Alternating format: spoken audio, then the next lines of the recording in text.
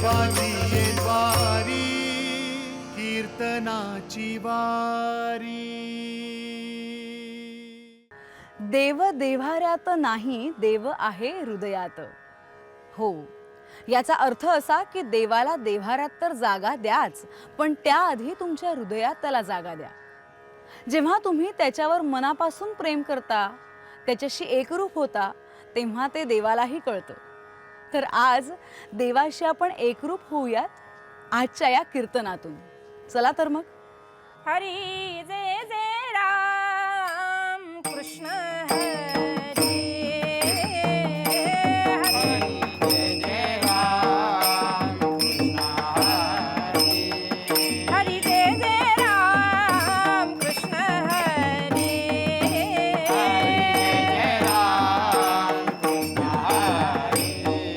हरी जय जय राम कृष्ण हरी हरी जय जय राम कृष्ण हरी हरी जय जय राम कृष्ण हरी हरी जय जय राम कृष्ण जय जय जय राम कृष्ण जय जय जय राम कृष्ण जय जय जय राम कृष्ण जय जय जय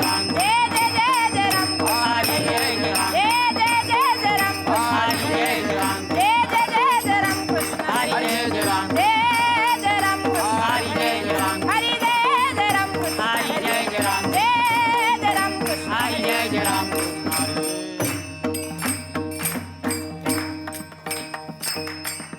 रूप पाहता लोचनी रूप पाहता लोचनी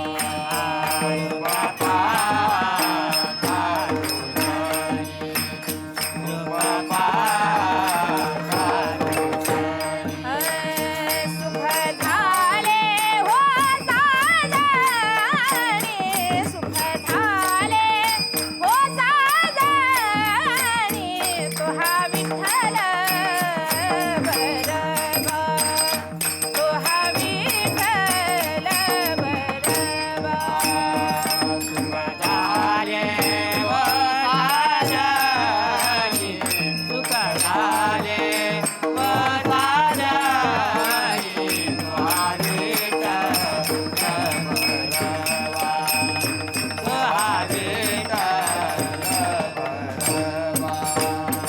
तुहा माधव बरबा तुहा माधव बरबा तुहा विठ्ठल बरबा तुहा विठ्ठल बरबा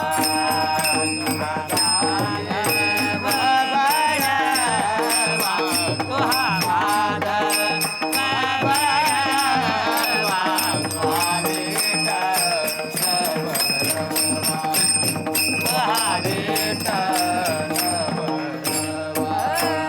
बहुत सुकृताची जोडी बहुत सुकृताची जोडी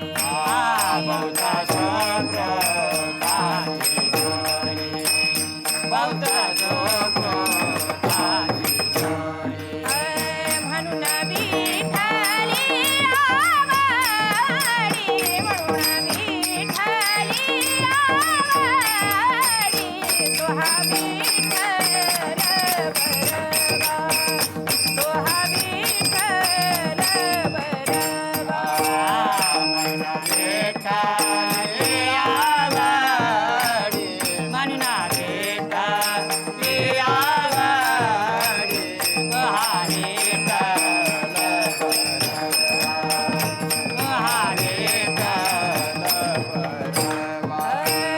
सर्व सुखाचे आगर सर्व सुखाचे आगर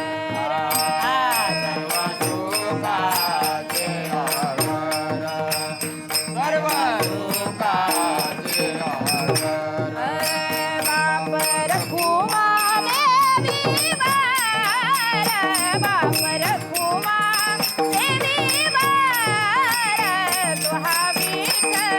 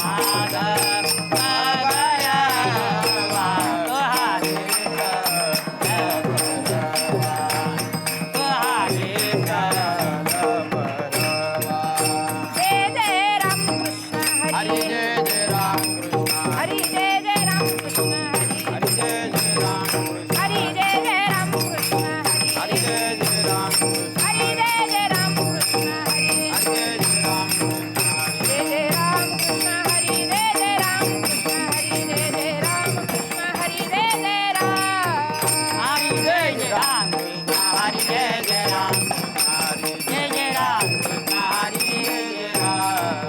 हरी जय जय राम जय जय राम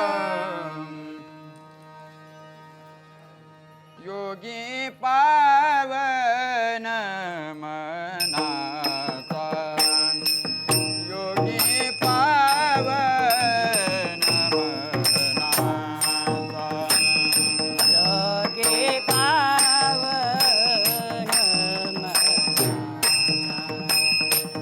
योगी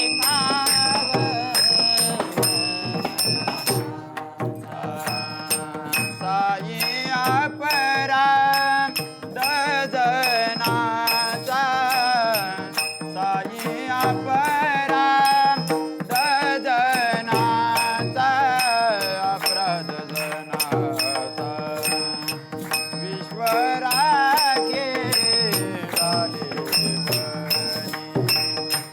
विश्वरागे झाले बनी साय अपराध जनाचा साय अपराध जनाचा अपराध जनाचा विश्वरागे झाले बनी ईश्वरागे झाले बनी तीराम वले मनी विश्वरागे झाले बनी विश्वरागे झाले बनी शांती सुखे भावे पाणी शांती सुखे भावे पाणी आ आ आ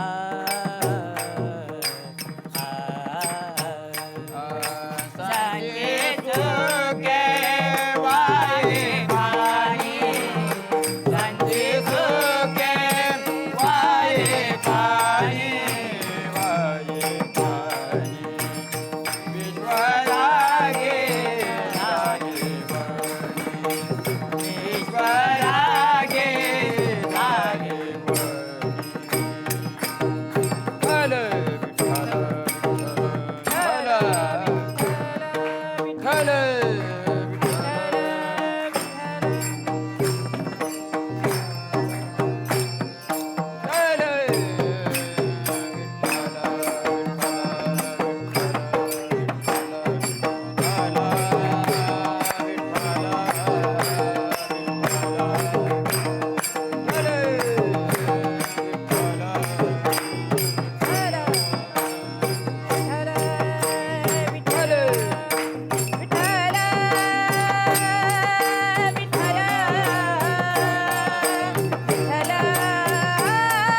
विठ्ठल विठ्ठल विठ्ठल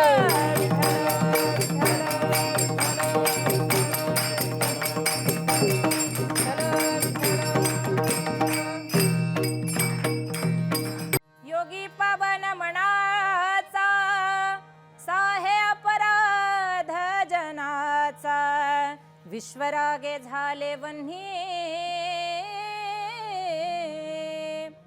प्रस्तुत प्राप्त वेळी प्राप्त प्रसंगी भगवंताच्या सेवेसाठी नवे नवे तुम्हा श्रोतू वर्गांच्या सेवेसाठी निवडलेला अभंग जगातील सर्वात श्रेष्ठ असणारे संत ज्ञानोबाराय आणि ह्या सर्व ज्ञानोबारायांच्या आधिपत्याखाली त्यांच्या परमशिष्य महिला संतांमध्ये ज्यांना अग्रगण्य मानलं जातं, ज्ञानाचा नंदादीप जिच्या जवळ होता अशी ज्ञानाची मुक्ताई आणि या मुक्ताई महाराजांचा माऊलींसाठी ताटी उघडण्यासाठी जी विनंती केली होती, नवे नवे विनंतीपर उपदेश माऊली महाविष्णू ज्ञानोबारायांना आमच्या चिमुरड्या मुक्ताईने केला, अशा श्रेष्ठ असणाऱ्या मुक्ताबाई यांनी गायलेला हा गोड असा अभंग आहे. विठ्ठल विठ्ठल विठ्ठल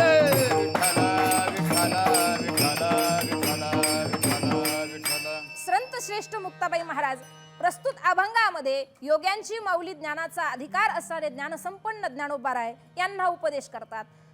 अधिकाराने माऊली महावैष्णव ज्ञानोबारांपेक्षा मुक्ताई लहान आहे, पण तरी सुद्धा योग्यांच्या माऊलींना उपदेश करावा एवढी गरज का भासावी?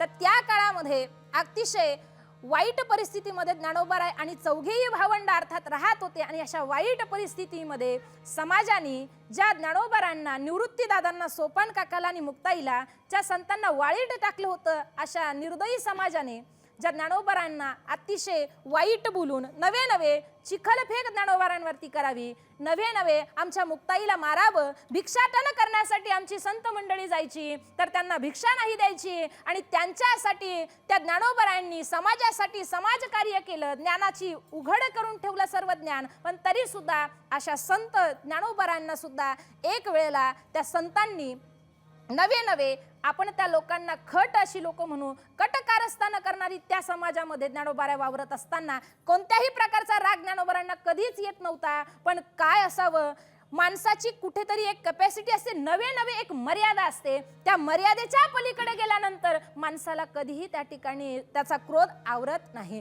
माणूस खूप सहन करतो, सहन करण्याची एक मर्यादा ओलांडल्यानंतर ज्ञानोबाराय सांगतात, आता या समाजाचा त्रास मला सहन होत नाही, फार प्रचंड त्रास हा समाज मला देतोय, नवे नवे आम्हा चौघा भावंडांनाही देतोय, आता हा त्रास मला अनावर झालाय. आणि अनावर झालेल्या त्रासापासून ज्ञानोबाराय चिडले आणि चिडल्यानंतर ज्ञानोबारायांना त्या ठिकाणी भिक्षाटन करण्यासाठी ज्ञानोबाराय गेले. पण त्या भिक्षेमध्ये, त्या झोळीमध्ये त्यांच्या नवे नवे अन्न टाकावं, त्या लोकांनी तिथे शेण टाकावं, चिखल फेकावा, अशा दुधई समाजामध्ये ज्ञानोबारांनी तिरस्कार केला. झोळी तिथेच टाकून दिली आमचे ज्ञानोबाराय. त्यांच्या कुटेमध्ये गेले, कुटेमध्ये म्हणजे ताटीमध्ये गेले आणि ताटीमध्ये गेल्यानंतर ज्ञानोबारांनी ताटी लावून घेतली आणि योग समाधीला बसले.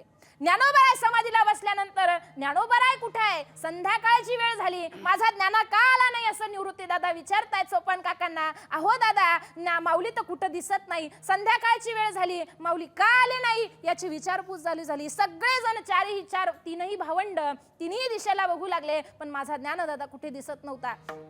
सगळ्या ठिकाणी ज्ञानोबारांना पाहिलं, पण फक्त ज्ञानोबारांचा पत्ता एकाच व्यक्तीला माहिती होता, ती म्हणजे आमची मुक्ताबाई.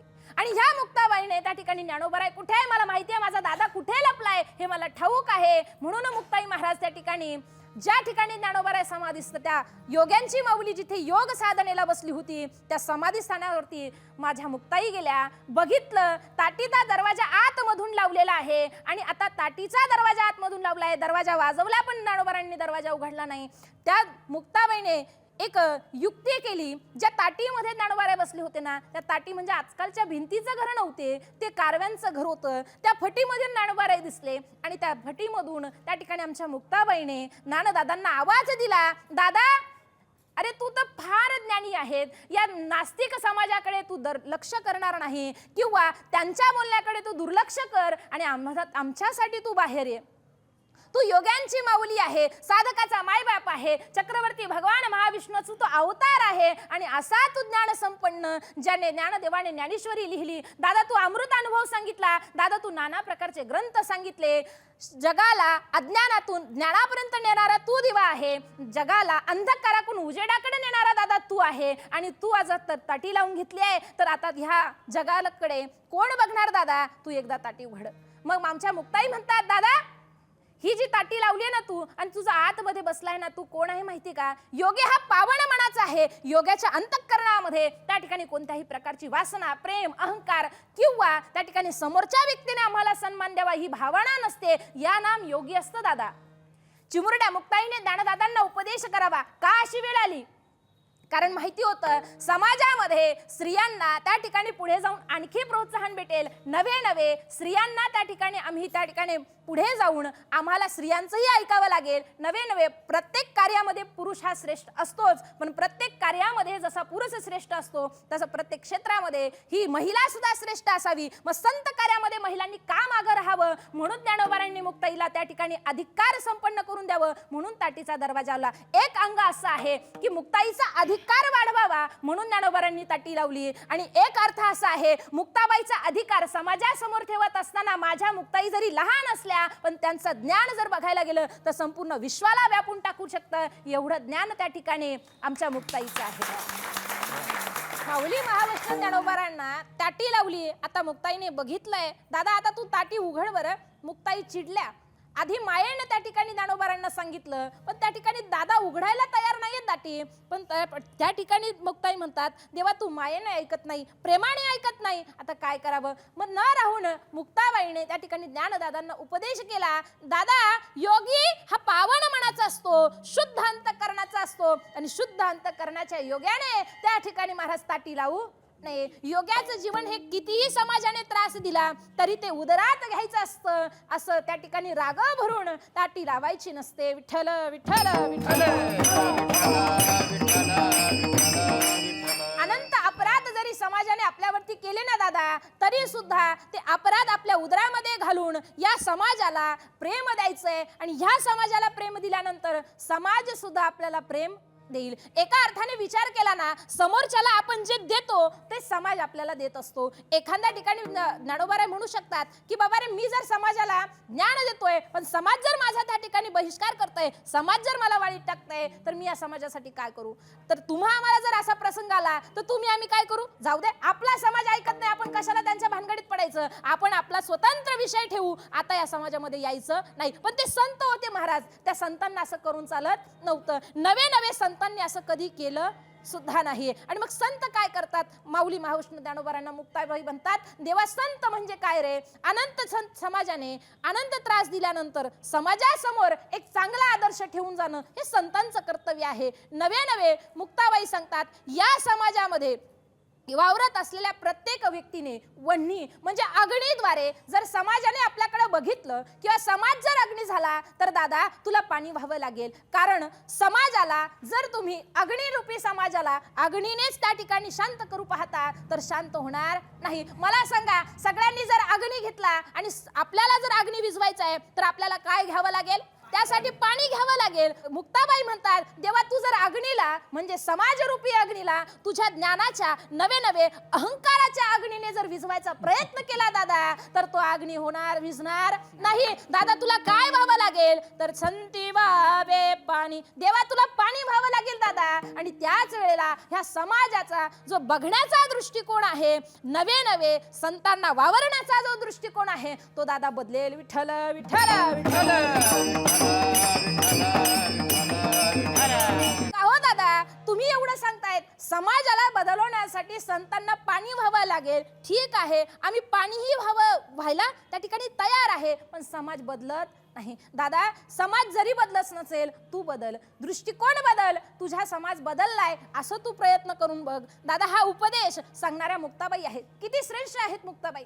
मुक्ताबाईचा अधिकार बघायला गेलं तर ज्ञानदादांना उपदेश करणाऱ्या मुक्ताबाई एक वेळेला, ज्या वेळेला ज्ञानोबारांच्या काळामध्ये अनेक संत मंडळी ज्ञानोबारांच्या संप्रदायामध्ये ज्या वेळेला ज्ञानोबाराय होते त्यावेळेला अनेक संत मंडळी त्या ठिकाणी ज्ञानोबारांच्या सानिध्यात होती. नामदेव महाराजांचं सुद्धा अवतार कार्य त्याच या दशकांमध्ये झालं ज्या दशकामध्ये ज्ञानोबाराय होते. ज्या वेळेला भगवान श्री पंढरीश पांडुरंग परमात्म्याचे लाडके असणारे भक्त श्री संत नामदेव महाराज, या नामदेव महाराजांना सुद्धा अहंकार झाला आणि त्या अहंकाराचं निरूपण आमच्या मुक्ताबाईने केलं. फार फार गोड दृष्टांत सांगितलाय. ज्या वेळेला संतांच्या मांदियाळीमध्ये संत महाराज नामदेव महाराज आले आणि तिथे आल्यानंतर नामदेव महाराजांनी त्या ठिकाणी आल्यानंतर आपल्या संत मांदियाळीमध्ये नामदेव महाराज बसले. मुक्ताबाईने विचारलं, हे कोण. त्यावेळेला संत मांदियाळीने सांगितलं, अखंड जयाला देवाचा शेजार, अखंड जयाला देवाचा शेजार. तो हा नामदेव महाराज ज्याने डोकं आपटून परमात्म्याला नैवेद्य जीव घातला, हाच तो नामदेव महाराज. आणि ह्या नामदेव महाराजांनी संतांच्या मांदियामध्ये आल्यानंतर, संत बैठकीमध्ये बसल्यानंतर आमच्या नामदेव महाराजांची छाती फार फुगलेली होती. तुम्ही म्हणाल असं कसं, तर नामदेव महाराजांना अहंकार होता की माझ्याजवळ कोण आहे, परमात्मा आहे, ज्याने हे विश्व निर्मिले, महर्षी देवा संस्था पिले, 21 स्वर्गाते धरिले, सत्ता मात्र्या आपुलिया, असा परमात्मा माझ्या जवळ आहे, मी फार अधिकारी आहे. नवे नवे असा नामदेव महाराजांना अहंकार होता. आणि अहंकारी नामदेव महाराज त्या ठिकाणी त्या संत मांदियाळीच्या बैठकीत बसले होते. महाराज तिथं बसल्यानंतर मुक्ताबाईंनी ठरवलं या नामदेवांना सगळ्यांच्या ठिकाणी अहंकार निरूपण करायचं. मग मात्र सगळे उठले आणि त्या ठिकाणी विसोबा खेसरांच्या पाया त्या ठिकाणी पडले. आणि पडल्यानंतर महाराज पाया पडायच्या वेळेला ज्या वेळेला सगळेजण पाया पडतात पण नामदेव महाराज पाया पडत नाही. नामदेव महाराजांना अहंकार होता ना, नामदेव महाराज पायापाशी झुकले नाही. आणि आमच्या वारकरी संप्रदायाची अशी नियमावली आहे, लहान असो मोठा असो छोटा असो खट असो नट असो आम्ही एकमेकांच्या पाया पडतो. हा वारकरी संप्रदायाचा दंडक आहे. शुद्ध अंतःकरणाने एकमेकांना तुम्ही जवळ करा. तुम्ही म्हातारे असो किंवा आपल्या वारीचा प्रसंग तुम्ही डोळ्यासमोर आणा. वारीला जात असताना प्रत्येकाला माऊली म्हटलं जातं. लहानल्या 4 वर्षाच्या मुलाला सुद्धा माऊली म्हणतात आणि 100 वर्षाच्या म्हाताऱ्याला सुद्धा माऊली म्हटलं जातं. महिला असो पुरुष असो कोणीही असो, पण अशा समाजाला आम्ही माऊली म्हणून हाक मारतो. कारण हा वारकरी संप्रदाय हा दयानिधी संप्रदाय आहे आणि अशा संप्रदायामध्ये आपण दादा राहतो. ज्ञानोबारांना म्हटलं ताई म्हणतायत का हो दादा या नामदेवाला किती अहंकार आहे हो, यांचा थोडासा अहंकार आपण कमी केला पाहिजे. ज्ञानोबा काय म्हणतात, अगं मुक्ताई तू लहान आहे, नको या भानगडीत पडू, नको तू याचा विचार करू, तू विषय हा सोडून दे. मुक्ताबाईने सांगितलं देवा नाही, ज्याला स्वतःचा अहंकार गिळंकृत करता आला नाही तो संत म्हणायचा कसा. ज्याला स्वतःचा त्या ताठपणा जो जी काही समाजाविषयी पाहण्याचा दृष्टिकोन बदलता आला नाही तो संत कसा म्हणावा आम्ही. म्हणून मुक्ताबाईंनी ठरवलं. त्या ठिकाणी गोरोबा काकांना सांगितलं की तुम्ही संतांची परीक्षा घ्या. या संप्रदायामध्ये या समाजामध्ये या संत मांदियाळीमध्ये खरा संत कोण आहे. त्या ठिकाणी गोरोबा काका तुम्ही बघा. त्यावेळेला गोरोबा काकांनी सर्वांच्या डोक्यामध्ये त्या ठिकाणी थोपटणं हाणलं आणि सगळे त्या ठिकाणी थोपटणं पहिल्यांदा निवृत्ती दादांच्या डोक्यावरती टाकलं. थोपटणं मारल्यानंतर दादांनी त्या ठिकाणी काही बोलले नाही. ज्ञानदादांच्या डोक्यावर मारलं, मुक्ताबाईच्या डोक्यावर मारलं, सर्व संत मंडळाच्या डोक्यावर मारत असताना नामदेव महाराजांच्या डोक्यावरती त्या ठिकाणी ते थोपटणं मारलं. आणि थोपटणं मारल्यानंतर महाराज नामदेव महाराज जोरात रडू लागले. मग त्यावेळेला गोरोबा काका म्हणतात, अगं मुक्ता हा तर फार त्या ठिकाणी कच्चा राहिला. संतांच्या मांदियाळीमध्ये सर्व भाजलेली मडके इथं आहेत आणि हा मात्र कच्चा राहिला. हे कच्च्या मडक्याला भाजावं.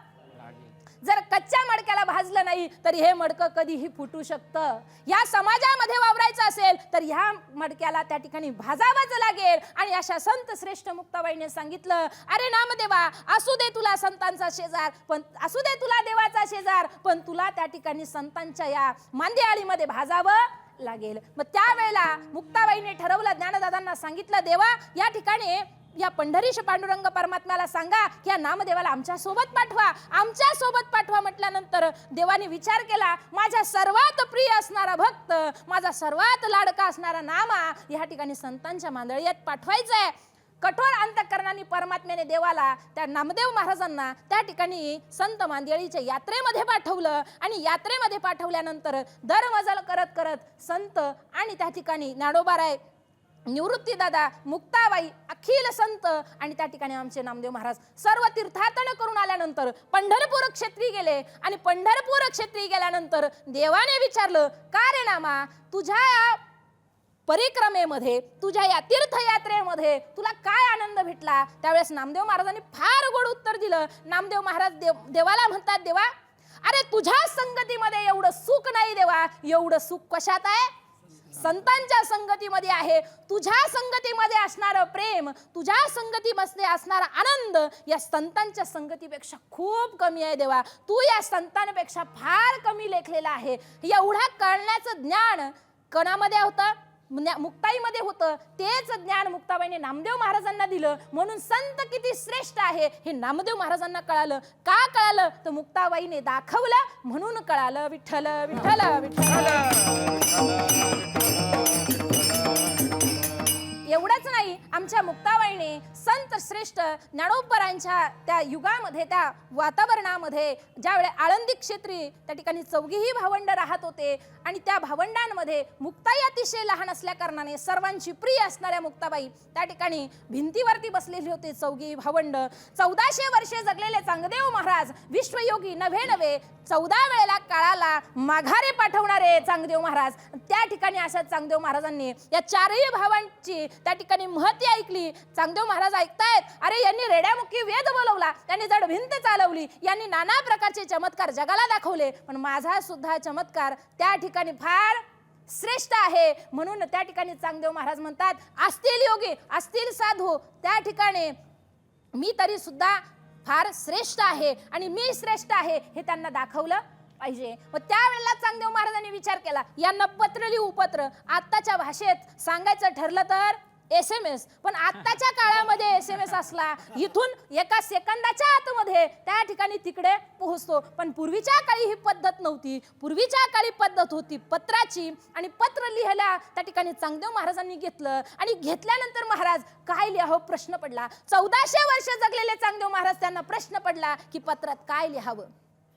वयाने लहान आहे, श्री लिहावं की काय लिहावं. चांगदेव महाराजांना सुचलं नाही महाराज. आणि चांगदेव महाराजांनी तसंच पत्र घेतलं आणि त्या ठिकाणी निवृत्ती दादांना, या चौघे भावंडांना त्या ठिकाणी पाठवून दिलं. मुक्ताबाईने बघितलं पत्र आलंय, कुणाचं आलंय, चांगदेव महाराजांचा शिष्य पत्र घेऊन आलाय, बघावं तरी पत्रात काय आहे. ज्याने 14 काळाला माघारी पाठवलं तो खूप ज्ञानी असेल. अशा ज्ञानी महात्म्याचं आम्ही त्या ठिकाणी बघावं काय आहे पत्रामध्ये. त्यावेळेला मुक्ताबाईने पत्र घेतलं आणि पत्र बघायला गेली मुक्ताई, आणि ते पत्र सगळं कोरं निघालं. आणि कोरं निघालेलं पत्र मुक्ताबाई म्हणतात, मुक्ताबाईने बघितल्या पत्राला हसू लागल्या मुक्ताबाई. अरे दादा, अरे हा 1400 वर्ष जगलेला चांग्या त्या ठिकाणी कोरडाच नवे त्या ठिकाणी अशिक्षित राहिला. अशिक्षित असणारा चांगदेव महाराजांनी या ठिकाणी आपल्याला पत्र लिहावं. ज्ञानदादांनी मुक्ताईला समजून सांगावं, अगं तायडे असं नाहीये, वेगळं काही लिहून पाठवण्यापेक्षा कोरं पत्र पाठवलं त्याचा काहीतरी उपयोग होऊ शकतो. उगीच काहीतरी लिहून कागद काळा करण्यापेक्षा काहीही न लिहिता कागद हा कोरा ठेवलेला कधीही चांग. त्या ठिकाणी त्याच कागदावरती श्रेष्ठ ज्ञानोबराय यांनी चांगदेव 65 त्या ठिकाणी लिहिली. आणि असा असणारा कागद चांगदेवांना पाठवला. शिष्य घेऊन गेला. चांगदेव महाराजांनी कागद पाहिला महाराज, आणि कागद पाहिल्यानंतर त्या ठिकाणी पाहिलं त्या ओव्या चांगदेव महाराजांच्या काही ध्यानीमणी नव्हत्या. चांगदेव महाराजांना त्यातला एकही शब्द कळाला. एवढं ज्ञान त्या ठिकाणी मुक्ताबाईचं नवे ज्ञानोबरायांचं होतं. बघितलं आता ह्याच्यातलं काही समजेना. मग आता समजून घेण्यासाठी ज्यांनी लिहिलंय त्याच्याकडे जावं लागेल. मग त्या ठिकाणी चांगदेव महाराज निघाले. महाराज ते पत्र घेऊन, काय ह्या पत्रामध्ये या ओव्यात काही समजेना. मग निघाले चांगदेव महाराज. ते साधे सुधे नाही निघाले. वाघ, नवे सर्प, नाना प्रकारचे संकट जे समाजाला त्रास देतील अशा सोबत घेऊन निघाले. लोक ज्याला घाबरतील, ज्याला आपण आपल्या भाषेमध्ये देखावा समजू, या देखावा चांगदेव महाराजांनी निघाले.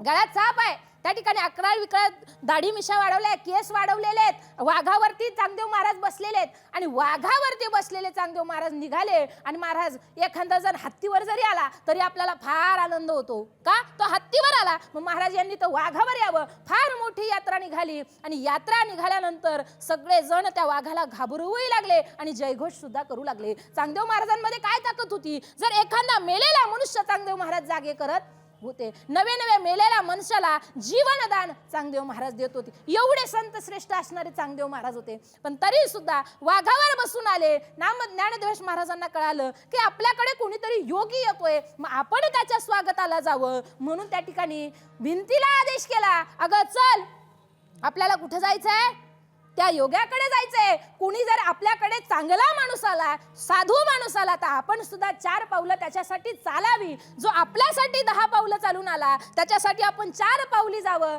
या सांगून ज्ञानोबराय त्या ठिकाणी भिंतीला आदेश केला. भिंतीला सांगितलं तू चल. जड भिंत त्या ठिकाणी ज्ञानोबरांनी त्या चांगदेव महाराजांपर्यंत नेली.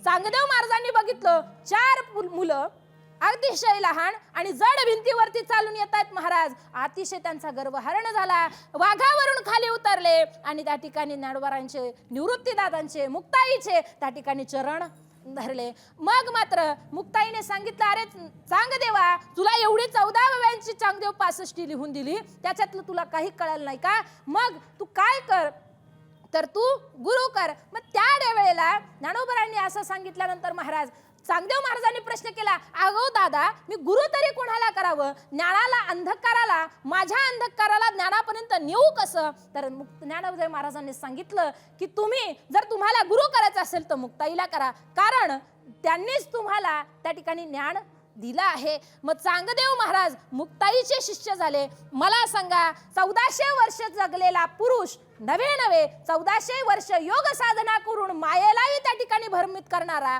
काळालाही भ्रमित करणारा चांगदेव महाराज जर एका स्त्रीचे पाय धरतोय, तर तुम्ही आम्ही कित झाड की बत्ती. म्हणजे आपण सुद्धा आपल्याला एखाद्या महिलेच्या समोर झुकताना कोणत्याही प्रकारची लाज बाळगली. महिला ही सगळ्या क्षेत्रामध्ये श्रेष्ठ आहे आणि असणार, आणि पुढेही, मागेही होती, आताही आहे आणि पुढेही राहणार आहे. कारण संत मांदियाळीमध्ये एवढ्या उच्चांक गाठलेल्या महिला संत आहेत. संत मीराबाई आहेत, संत जनाबाई आहेत, मोजायला गेला तर खूप संत आहे. पण एवढ्यांना देव भेटावा, देवाने त्यांची कामं करावी, एवढा अधिकार संपन्न मुक्ताबाई महाराज आणि अशा अनेक जणांचं त्या ठिकाणी गर्वहरण त्या ठिकाणी मुक्ताईने केलं. एवढंच नाही, आणखी एक गोड दृष्टांत सांगून जाईल मुक्ताबाईचा. ज्या वेळेला माझ्या निवृत्ती दादाने सांगितलं, अगं मुक्ता, मला मांडे खायचे, मला मांडे खायची खूप इच्छा आहे. त्यावेळेला मुक्ताबाईने सांगितलं, अरे दादा, बनवते ना मी मांडे, मी तयार आहे मांडे बनवायला. मग त्यावेळेला खापर लागल दादा, मांडे भाजण्यासाठी काय लागतं? खापर लागतं. आपल्याकडे पुरणपोळ्या करत असतात महाराज, पण काही अशा विशिष्ट भागांमध्ये मांडे फार प्रसिद्ध आहे आणि अशा भागांमध्ये जाऊन मांडे हे, आळंदीमध्ये सुद्धा मांडे हे खूप प्रसिद्ध आहे. आणि ज्ञानोबारायांचे मांडे म्हटल्यानंतर फार आनंद वेगळा आहे. आणि अशा आळंदी क्षेत्रीमध्ये खापर आणण्यासाठी आमच्या मुक्ताई गेल्या.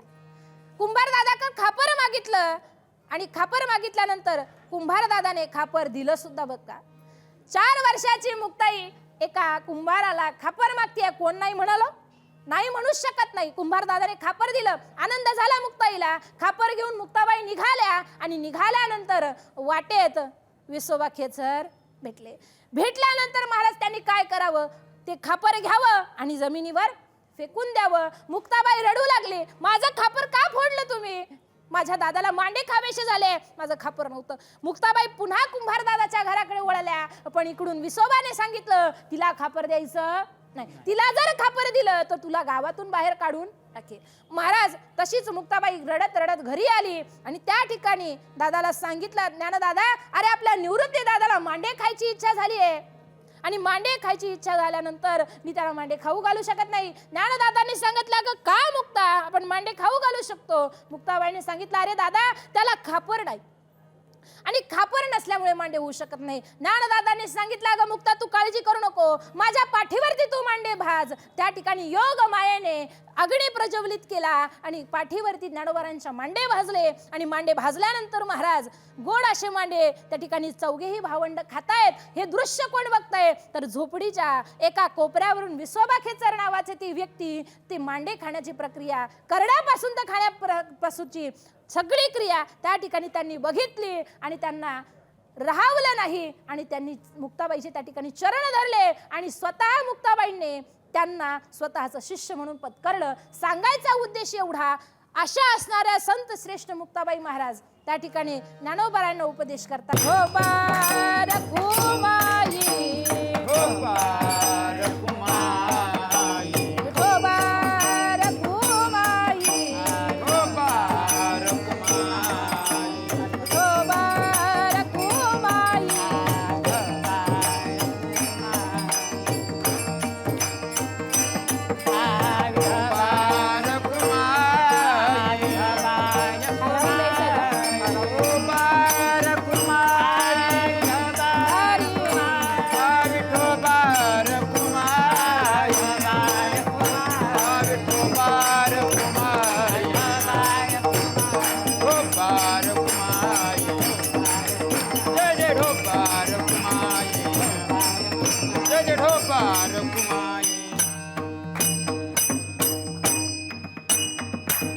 आणि अशा श्रेष्ठ असणाऱ्या मुक्ताबाईचं त्या ठिकाणी आपण गोड असं भजन केलं पाहिजे, कारण त्यांच्या नामाला इतका अधिकार आहे.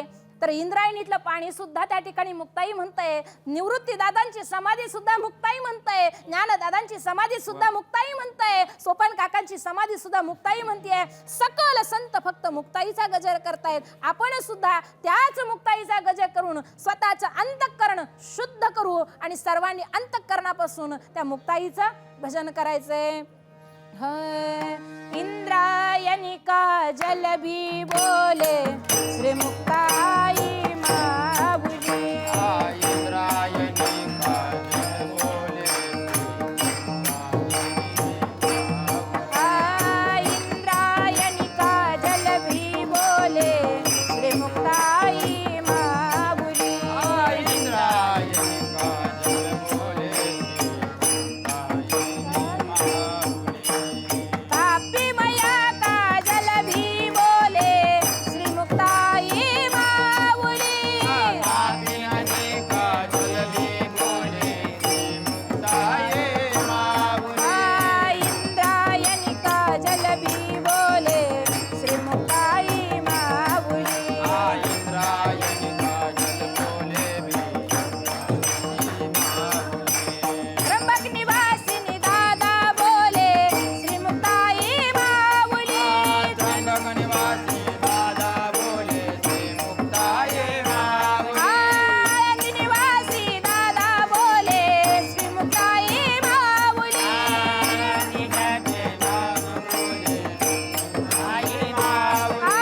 सासवड निवासिनी काका बोले श्री मुक्ताई माऊली. सासवड निवासी काका बोले श्री मुक्ताये माऊली. श्री मुक्ताई माऊली. श्री मुक्ताई माऊली.